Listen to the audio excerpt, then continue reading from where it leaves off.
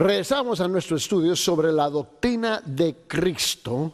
Y si se recuerdan, en la última clase tuvimos que invertir muchísimo tiempo hablando sobre el descenso del Señor al infierno. El descenso, mis hermanos, hablando del descenso al infierno de Jesucristo, ¿no? Y fue un tema tan complicado que necesitábamos, mis hermanos, solamente esa hora para hablar y tratarlo completamente a las solas. Ahora llegamos a la subdoctrina número 24, la resurrección de Cristo, la resurrección de Cristo. Abren sus Biblias en Mateo capítulo 28, por favor, y vamos a llegar ahí al versículo 6, pero una vez más ponerlo en su contexto, comenzando con versículo 1. Pasado el día de reposo, al amanecer del primer día de la semana, vinieron María Magdalena y la otra María a ver el sepulcro. Y hubo un gran terremoto porque un ángel del Señor, descendiendo del cielo y llegando, removió la piedra y se sentó sobre ella. Su aspecto era como un relámpago y su vestido blanco como la nieve, y de miedo de él los guardas temblaron y se quedaron como muertos. Mas el ángel respondiendo dijo a las mujeres: no temáis vosotras, porque yo sé que buscáis a Jesús, el que fue crucificado. No está aquí, pues ha resucitado, como dijo. Venid, ved el lugar donde fue puesto el Señor. Es interesante cuando hablamos de la muerte y la resurrección del Señor Jesucristo. Bueno, uno analiza todas las religiones del mundo y sus fundadores, los fundadores de las religiones, ¿no? Casi todos tienen una tumba. En cuanto miles y miles de seguidores fieles van a visitar su tumba, ¿ves? Y a reconocer que ahí está el fundador de nuestra religión, está ahí enterrado. Y ahí, mis hermanos, sí es algo increíble a verlo por todas partes del mundo. Lo contrario es con nosotros, con los creyentes, los cristianos. La verdad es que para nosotros, mis hermanos, nuestra celebración es que la tumba está vacía. El nuestro Dios no está enterrado, Él resucitó.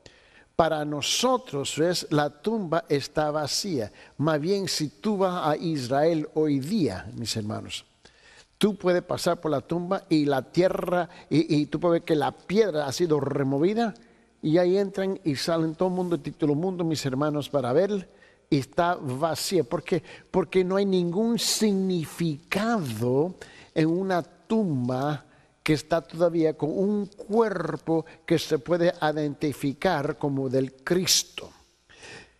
La fundación del cristianismo está parada sobre el asunto que la tumba está vacía. Si la tumba tuviera todavía un cuerpo identificado como Jesús, mis hermanos, no tenemos absolutamente nada de qué hablar. Celebramos la resurrección, mis hermanos, porque es ahí donde Él llegó a vencer, mis hermanos, y a conquistar la muerte. Dice en versículo 6, dice: no está aquí.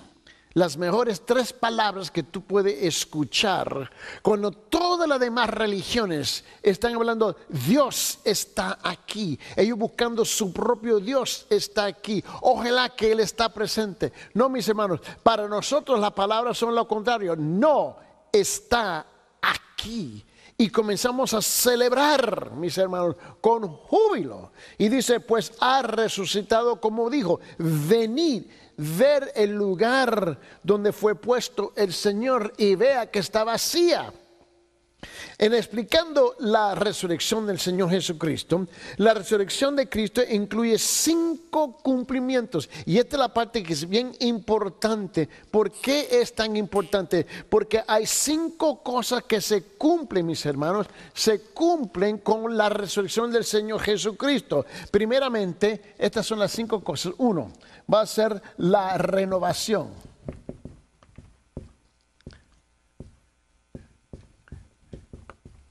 Hacer la renovación física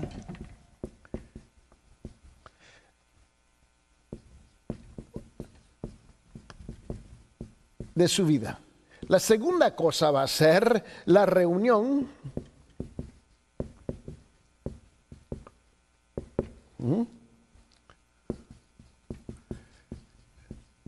de su cuerpo y su espíritu. La tercera cosa que se está cumpliendo es el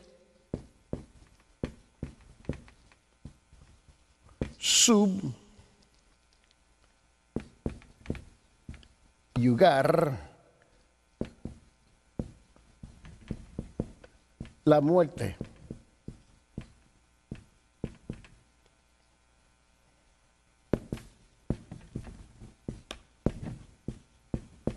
Bajo sí.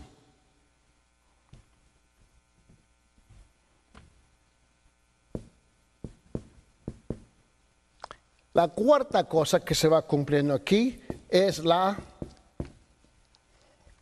obtención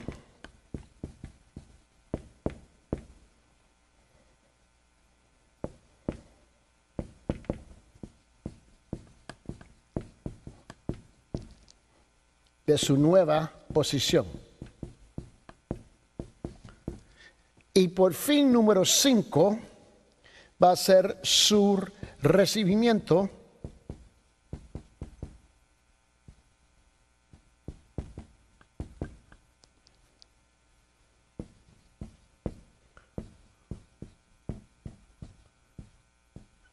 de un cuerpo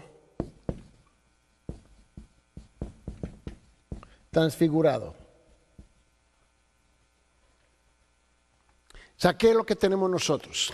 Hay 5 cosas que son importantísimas para comprender bien, para nosotros a poder comprender la importancia de la resurrección, la renovación física de su vida. Número 2, la reunión de su cuerpo y su espíritu. Luego, el subyugar la muerte bajo sí, donde ya Él domina la muerte, y la obtención de su nueva posición, que ahora Él es el Dios hombre regresando a su trono, y Él es el Señor de señores, el Rey de reyes, y su recibimiento de un cuerpo transfigurado, donde ahora Él puede de nuevo traspasar los cielos y regresar a la mano diestra del Padre Celestial.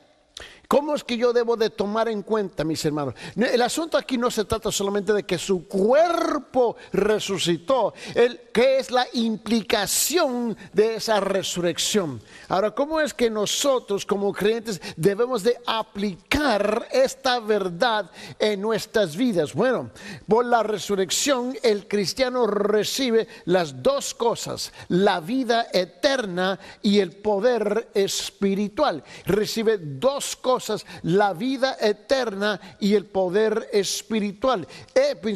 Ahora note bien, en Efesios capítulo 1, en versículo 19 y 20, Efesios capítulo 1, versículo 19 y 20 dice: y le dijo Jesús, yo soy la resurrección, mis hermanos. Él dijo, mira, en Efesios 1, 19 y 20 dice: y en la cual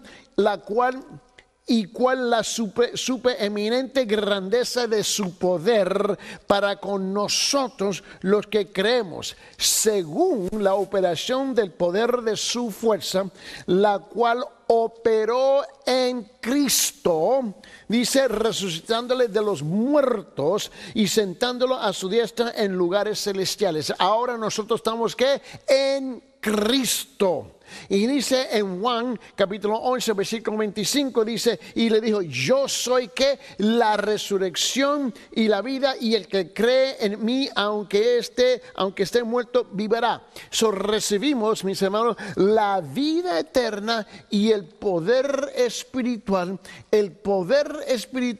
y la vida eterna como resultado de la resurrección del Señor Jesucristo.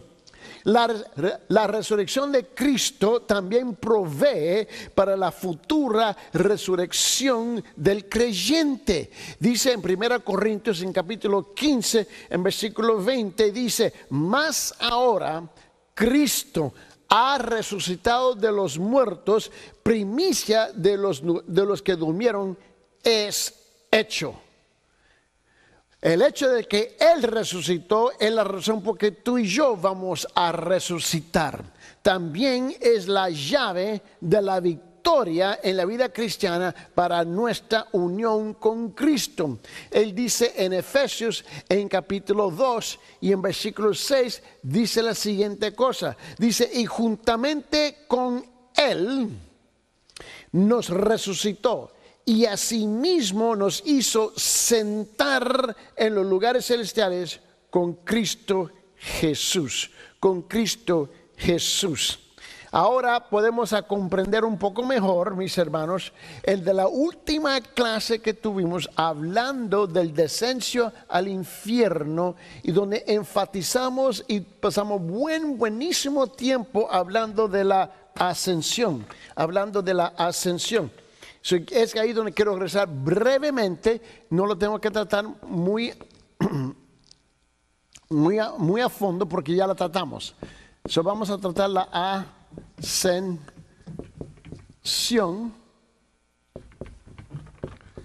de Cristo.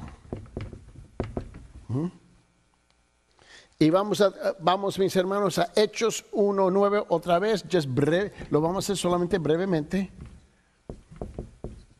porque centramos bastante en este tema, donde dice la palabra del Señor en Hechos 1:9, dice, y habiendo dicho estas cosas,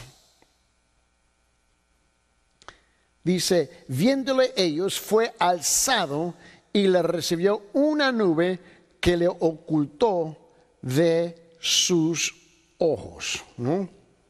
Aquí está hablando de que el Dios Padre, mis hermanos, literalmente lo transportó, mis hermanos, de su cuerpo resucitado de este mundo al lugar que merece, que es a la mano diestra del Padre Celestial. En la explicación breve, después de su resurrección, Cristo ascendió, mis hermanos. ¿Tú te recuerdas que en esa última clase que tuvimos hablando del descenso al infierno? Si nosotros mal comprendemos, mal entendemos y mal aplicamos, la escritura de 1 Pedro capítulo 3 versículos 18 y 19 mis hermanos, a la ascensión, y luego tomamos Efesios capítulo 4 versículo 9 y la aplicamos a la resurrección, tenemos ahora una doctrina completamente boca arriba. Note bien conmigo. Después de su resurrección, Cristo ascendió físicamente a los cielos. ¿Para qué? A resumir su gloria y entronado, mis hermanos. ¿Te recuerda que Él deja su trono a la mano diestra del Padre Celestial? Él deja su majestad, deja su gloria. Él te recuerda la oración que Él hizo en Juan en capítulo 17, donde Él pide que a Él se le devuelve que la gloria que Él tenía antes de bajar a la tierra, Él está pidiendo de nuevo que se devuelva a Él de nuevo, mis hermanos. Nosotros tenemos que reconocer que Él va a recuperar su gloria, su majestad y su entronado. Él también comenzó su ministerio de sumo sacerdote en el cielo por los cristianos, la cual continúa hasta hoy día. Sin la ascensión, dice la Biblia, en 1 de Juan, dice que Él está intercediendo por nosotros. Si nosotros tenemos al revés, la ascensión y la resurrección no tienen ningún sentido, la palabra del Señor, especialmente en el Nuevo Testamento. Pero la importancia de la ascensión es más allá de lo que habíamos tratado en la última clase. Y es esto, que ahora comienza su ministerio de sumo sacerdote. No se olvide que Él ascendió, pero nos dejó a nosotros en esta tierra con un ministerio, donde nosotros ahora tenemos que continuar llevando a cabo el ministerio en cual Él nos entregó a nosotros. Y por esa razón, ese ministerio, mis hermanos, está levantado sobre los hombros de Juan capítulo 17. Ahora, ilustrarlo.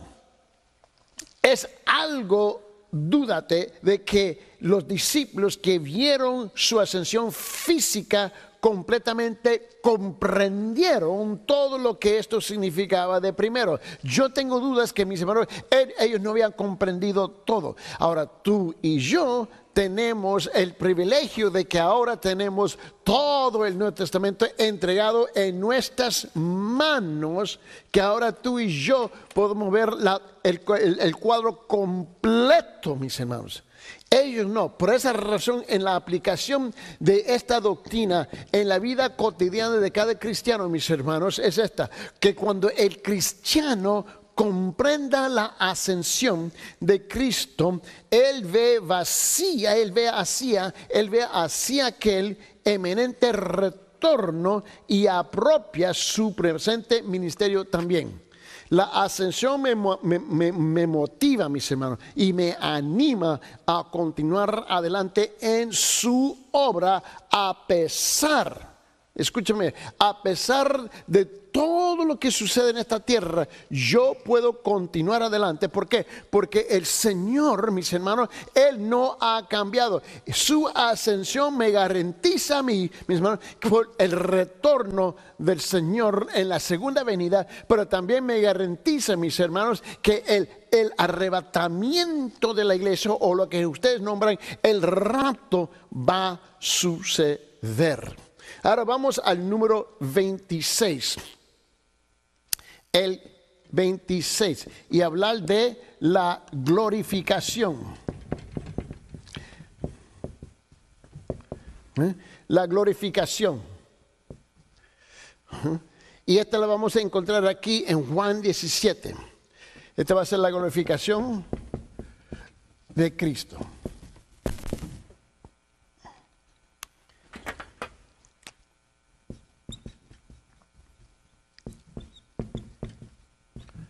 En Juan, cada mes nosotros logramos escribir. Tenemos una revista del ministerio nuestro, mis hermanos, que se titula la revista El Talmid, Talmid, T-A-L-M-I-D, Talmid. Y esta palabra,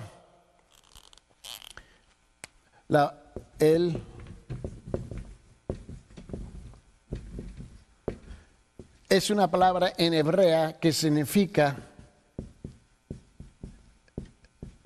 discípulo.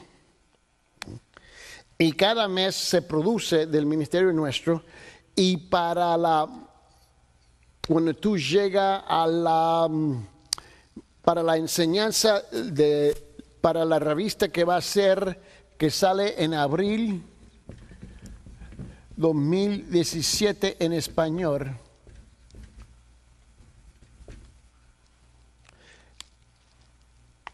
hacemos un análisis, ¿entiende? de una enseñanza de varias páginas sobre Juan capítulo 17, hablando de este tema, mis hermanos, hablando el impacto, el significado de la salvación en el contexto de lo que el Señor Jesucristo, lo que Él estaba haciendo y lo que Él estaba diciendo, lo que Él estaba pidiendo en esa oración en cuanto Él hace en Juan capítulo 17. Note bien conmigo en Juan 17, regresamos, hermano, a Juan 17. Y note que aquí esta oración sucede aproximadamente la noche antes que Él va a apartar de esta tierra. Cuando Él sabe que el siguiente día Él va a ser arrestado y muy poco tiempo después el Señor va a ser crucificado. Esta es la última vez que Él tiene la oportunidad de interceder, porque esta ahora es su despedida final. Note bien en Juan capítulo 17, comenzando con versículo 1. Estas cosas habló Jesús y levantando los ojos al cielo dijo: Padre, la hora ha llegado. Glorifica a tu Hijo, para que también tu Hijo te glorifique a ti. Como les ha dado potestad sobre toda carne, para que dé vida eterna a todos los que le diste. Y esta es la vida eterna, que te conozcan a ti, el único Dios verdadero, y a Jesucristo a quien has enviado. Note, esta es una oración en voz alta que Él está haciendo. Y los demás discípulos lo están escuchando a Él. Yo te he glorificado en la tierra y he acabado la obra que me diste que hiciese. Ahora pues, note lo que dice el versículo 5. Glorifícame tú al lado tuyo con aquella gloria que tuve contigo antes que el mundo fuese. ¿Te estás fijando? Bien. Antes que el mundo fuese. La gloria celestial es muy distinta a la gloria terrenal. La gloria celestial que Jesús tenía desde el principio, siendo temporalmente escondida o temporalmente velada durante su vida terrenal aquí en la tierra. En la ascensión, Cristo Jesús fue glorificado y transfigurado. Esa es la importancia de la ascensión. Que cuando Él ascende, mis hermanos, en su ascensión, Él es completamente transfigurado, donde ahora Él entra con un cuerpo verdadero, glorificado, para poder entrar de nuevo en el cielo, en la presencia del Padre Celestial, pero también a regresar a su propio trono. Por esa razón la ascensión juega un papel tan importante para nosotros, mis hermanos. Por esa razón, ¿por qué? Porque adentro de esa viene la glorificación de Cristo. Y con esa glorificación ahora tú y yo, mis hermanos, vamos a ser glorificados igual. Ahora, en ilustrar este punto es interesante de contrastar las apariciones post-resurrección de Cristo con las revelaciones de la post-ascensión. Hay dos cosas aquí otra vez. En el primer ejemplo, Cristo siempre encubrió su gloria hasta el punto que Él no era reconocido como por los discípulos en el camino de Emaús. ¿Te recuerdan? Él tuvo que velar, cubrir su gloria, mis hermanos. Y esto es después de la resurrección. ¿Te recuerdas que en la última clase estuvimos hablando la diferencia entre la resurrección y la ascensión? Después de la resurrección, Él todavía mantiene su gloria encubierta, velada. Vete al libro de San Lucas, por favor. En San Lucas, note bien lo que dice en San Lucas capítulo 24. San Lucas capítulo 24. Y vamos a leer del versículo 13. En San Lucas capítulo 13, 24, San Lucas 24, versículo 13 dice esto. He aquí, dos de ellos iban el mismo día a una aldea llamada Emaús, que estaba a 60 estadios de Jerusalén. Y iban hablando entre sí de todas aquellas cosas que habían acontecido. Sucedió que mientras hablaban y discutían entre sí, Jesús mismo se acercó y caminaba con ellos. Mas los ojos de ellos estaban velados para que no les conociesen. Y le dijo, ¿qué pláticas son estas que tenéis entre vosotros mientras camináis? ¿Y por qué estáis tristes? Respondiendo uno de ellos, que se llamaba Cleofas, le dijo, ¿eres tú el único forastero en Jerusalén que no has sabido de las cosas que en ella han acontecido en estos días? Entonces él les dijo, ¿qué cosas? Ellos le dijeron, de Jesús Nazareno, que fue varón, profeta, poderoso en obra y en palabra delante de Dios y de todo el pueblo. Ellos estaban hablando con él, ellos estaban hablando con Dios Hijo, Hijo de Dios, y no lo reconocieron. ¿Por qué? Porque había velado su gloria después de la resurrección. Ahora, en este mismo capítulo, note más adelante, en versículo 31, ¿no? Pero vamos a comenzar con versículo 28. En este mismo capítulo, ahora vamos a ver algo. En Lucas 24, 28, llegaron a la aldea a donde iban y él hizo como iba más a lejos. Mas ellos le obligaron a quedarse diciendo, quédate con nosotros porque se hace tarde y el día ya ha declinado. Entró pues a quedarse con ellos. Y aconteció que estando sentado con ellos a la mesa, tomó el pan y lo bendijo y lo partió y les dio. Entonces le fueron abiertos los ojos y la reconocieron, mas él se desapareció de su vista. Wow. Ahora tenemos aquí, mis hermanos, que ellos no lo habían reconocido. Y en un instante le abren los ojos y ellos ven brevemente y él desaparece. Los discípulos propios no lo reconocieron. Mas por María Magdalena, que pensó que él era un jardinero, ¿te recuerdas? Ella tampoco. Mira, en Juan capítulo 20, en Juan capítulo 20, por favor, mira bien lo que pasa aquí. Y en versículo 14, en Juan capítulo 20, mira lo que pasó aquí. Vamos a comenzar con versículo 11. Juan capítulo 20, versículo 11 dice, pero María estaba afuera llorando junto al sepulcro y mientras lloraba se inclinó para mirar dentro del sepulcro. Esto es cuando el Señor Jesús viene y se le presenta a María Magdalena, ¿no?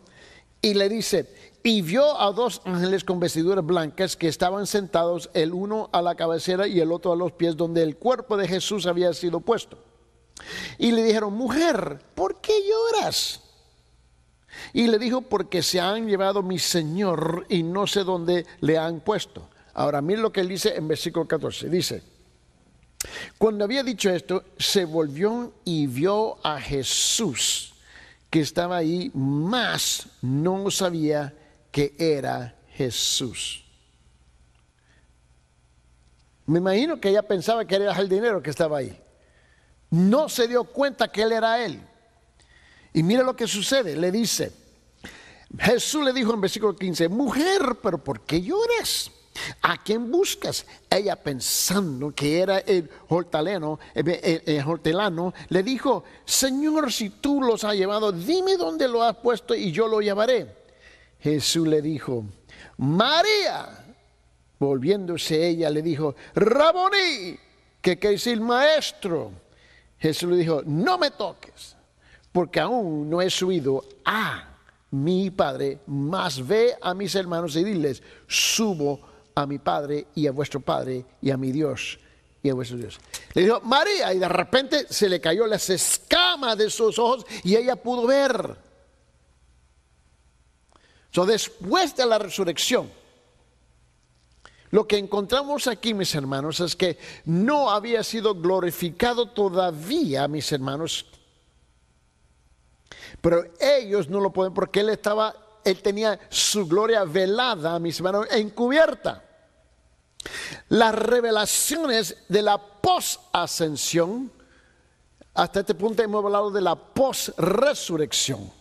Ahora vamos a hablar de la post-ascensión. ¿Ves? Envuelven su apariencia radiante.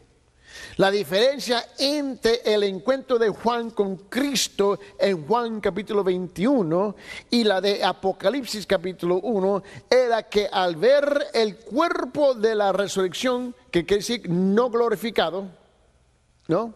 Porque eso es importante. Por esa razón, en esa última clase donde estuvimos hablando, mis hermanos, del infierno, es importante porque aquí tiene tremendas implicaciones. Pero note bien que en la resurrección, ¿no?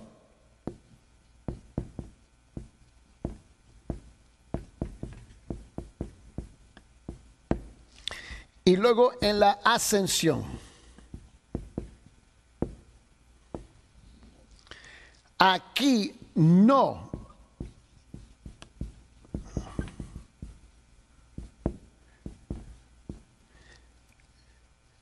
Después de la resurrección, Él no está glorificado.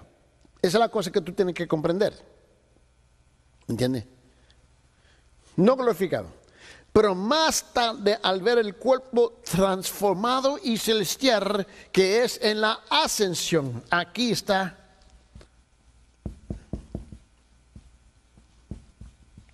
glorificado.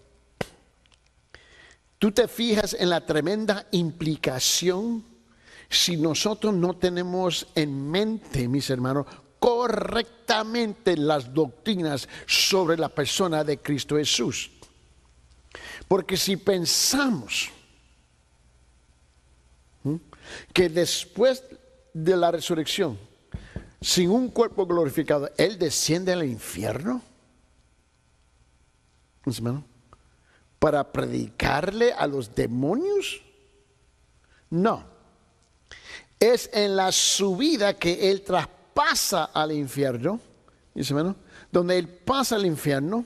Te recuerdo cómo lo describe en el libro de Lucas, capítulo 16, versículo 19 hasta 31, cuando estábamos hablando de Abraham y Lázaro. ¿Te recuerdas eso? Él traspasa, mis hermanos, para darle información, como lo dice en 1 Corintios en capítulo 15, dice, y le dice, mis hermanos, aguijón, le dice, de la muerte, ¿dónde está su victoria?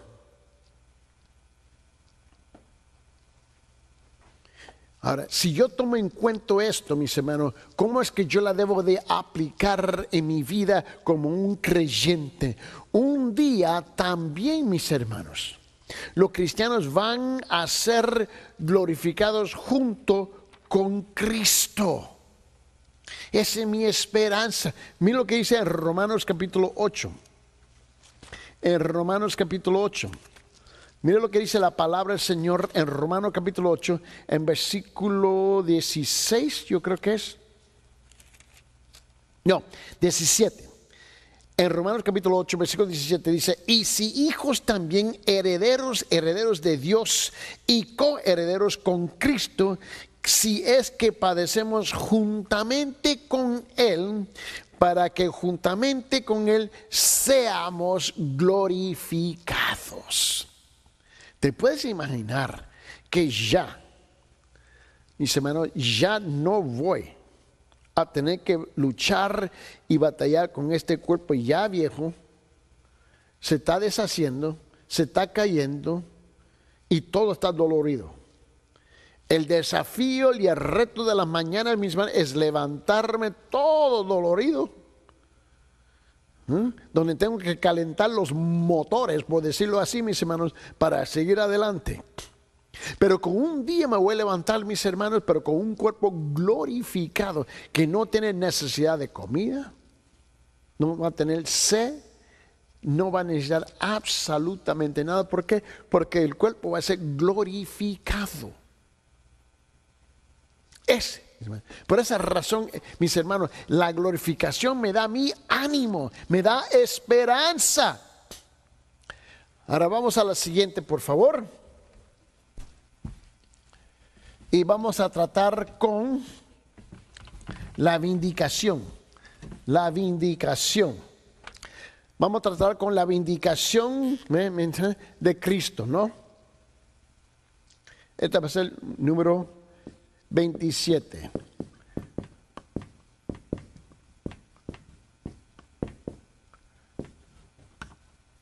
Que es, en otra palabra, la defensa.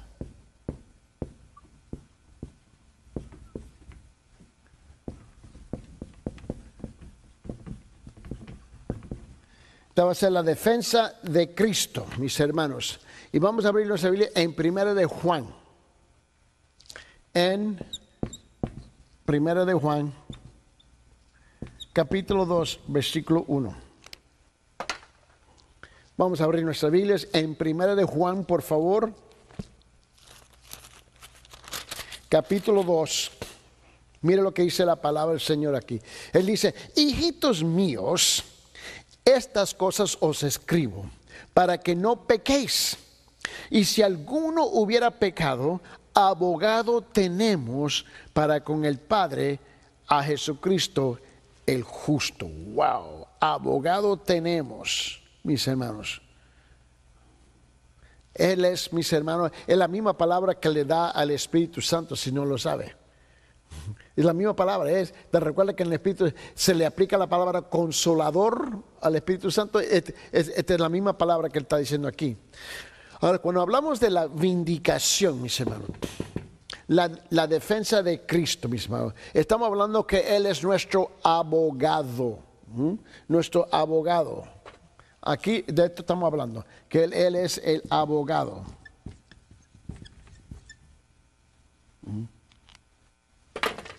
Si usted va a la corte, mis hermanos, usted va a necesitar un abogado. Alguien que conoce muy bien, no solamente la letra, pero el espíritu de la ley. Y también conoce muy bien cómo se puede, mis hermanos, cumplir con los requisitos. Cómo propiciar, que es la palabra bíblica, mis hermanos. ¿Ves? Cómo satisfacer los requisitos de la ley. Y por esa razón necesitamos nosotros un abogado en la corte celestial. El término vindicación o abogado, mis hermanos, denota a un abogado que representa a su cliente ante una corte de ley. Cuando se es aplicado, mis hermanos, al presente ministerio de Cristo, ella habla de su obra para los creyentes pecadores, para restaurarlos a la comunión. La obra de Cristo, en este caso, mis hermanos, como un abogado, está basado sobre la suficiencia de su sangre por todos los pecados pasados y presentes. ¿Tú te recuerdas que la Biblia dice que Jesús ahora, cuando Él regresa a la mano diestra del Padre Celestial, y obviamente sabemos que Él va a recuperar su majestad, va a recuperar su gloria, ¿te recuerdas eso? Va a recuperar su entronado, mis hermanos. Pero cuando Él llega y después de recuperar todo eso, Él ahora está intercediendo por nosotros los creyentes. Ahora escuche esto bien. Estamos hablando de los creyentes pecadores. Usted y yo. La verdad es que, mis hermanos, nosotros no somos perfectos en ningún sentido, ¿cierto?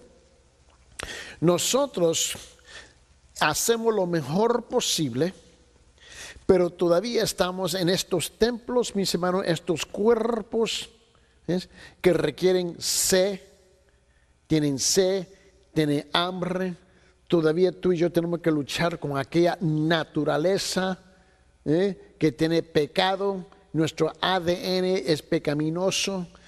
Nosotros todavía vivimos en esta tierra, somos seres humanos, hemos nacido de nuevo, hemos sido regenerados espiritualmente, pero mientras todavía estamos en esta tierra, eso quiere decir que tú y yo todavía pecamos, fallamos. Cristo nos provee una provisión de interceder por nosotros, y por esa razón la doctrina de la vindicación, de la defensa, de la abogacía del Señor para nosotros. Para ilustrar esto, en el Antiguo Testamento, cuando David confesó su pecado, él fue perdonado y restaurado a su lugar del servicio. Es igual con nosotros. En la aplicación, aunque el cristiano tiene un abogado con el Padre, su meta en la vida debe ser de vencer el pecado, en lugar de solamente confesarlo. Mientras que estamos aprendiendo, mientras que estamos creciendo, mientras que estamos madurando, mis hermanos, note lo que dice primera de Juan en capítulo 5 en versículo 4. Primera de Juan capítulo 5 en versículo 4 dice esto, dice: porque todo lo que es nacido de Dios vence al mundo, y esta es la victoria que ha vencido al mundo, nuestra fe. Mientras que tú y yo estamos creciendo. Vamos ahora al último, que va a ser aquí el 28. Y esta va a ser, mis hermanos, la intercesión de Cristo. La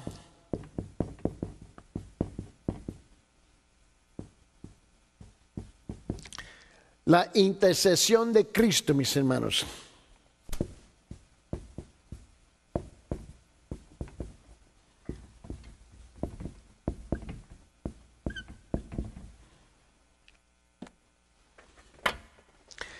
Vamos a abrir en Hebreos capítulo 7.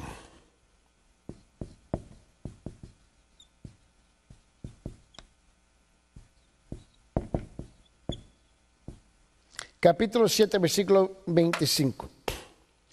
¿Te das cuenta la forma o la lógica en cuanto estamos presentándole a ustedes las doctrinas de la Biblia? Usted puede notar la lógica, cómo es que una cosa fluye a la otra, de un paso al otro, de una parte de la doctrina de la verdad, de la enseñanza de nuestro Señor y Salvador Jesucristo. Tú puedes ver que tiene lógica, ¿ves? Porque sigue, tú puedes ver ahora cómo fluye las doctrinas, mis hermanos. La palabra doctrina simplemente es la palabra enseñanza de la Biblia, la enseñanza de la Biblia. Note bien conmigo ahora en Hebreos en capítulo 7, por favor. En Hebreos capítulo 7, vete a la mano izquierda y vete a Hebreos capítulo 7. Y vamos a ir, por favor, y vamos a comenzar con versículo 20. Con versículo 20, Hebreos capítulo 7, versículo 20 dice: y esto no fue hecho sin juramento, porque los otros ciertamente sin juramento fueron hechos sacerdotes, pero este con el juramento del que le dijo: juró el Señor y no se arrepentirá. Tú eres sacerdote para siempre, según el orden de Melquisedec. Por tanto, Jesús es hecho fiador de un mejor pacto. Y a los otros sacerdotes llegaron a ser mucho, debido a que por la muerte no podrían continuar. Mas por cuanto permanece para siempre, tiene un sacerdocio inmutable, dice, por lo cual puede también salvar perpetuamente a los que por él se acercan a Dios, viviendo siempre para interceder por ellos. Mira bien, perpetuamente es el mismo concepto que él está expresando más adelante, tú te recuerdas ya en Hebreos, en capítulo 7, te recuerdo lo que él dice en versículo 11. En Hebreos lo que dice, si pues la perfección fuera por el sacerdocio levítico, si fuera por el sacerdocio levítico, porque bajo él recibió el pueblo la ley, ¿qué necesidad habría aún que se levantase otro sacerdote según el orden de Melquisedec? Y eso es lo que necesitamos nosotros. Aquí en versículo 25 él dice, ciertamente los que de entre los hijos de Leví reciben el sacerdocio tienen mandamiento de tomar del pueblo los diezmos según la ley, ¿no? En versículo 5, según la ley, es decir, de sus hermanos, aunque eso también hayan salido de los hombres de ahora.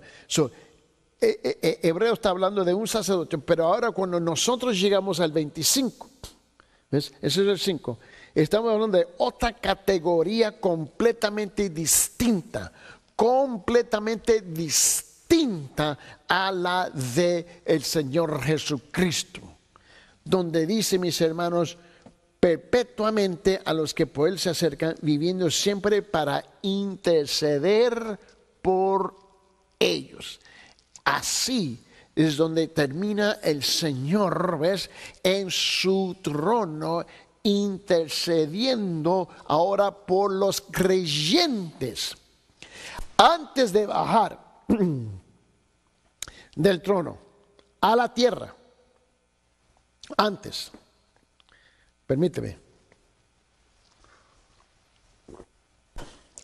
de bajar del trono a la tierra, para morir por los pecados del hombre, él está orando e intercediendo por la salvación del mundo. Perdón. Él está intercediendo por la salvación del mundo. Cuando él regresa en la ascensión para ser entronado, recuperar su majestad y su gloria, ahora él está intercediendo por los creyentes, solamente por los creyentes. Escuche bien, solamente por los creyentes. Y él nos dio a nosotros una indicación que él iba a hacer eso.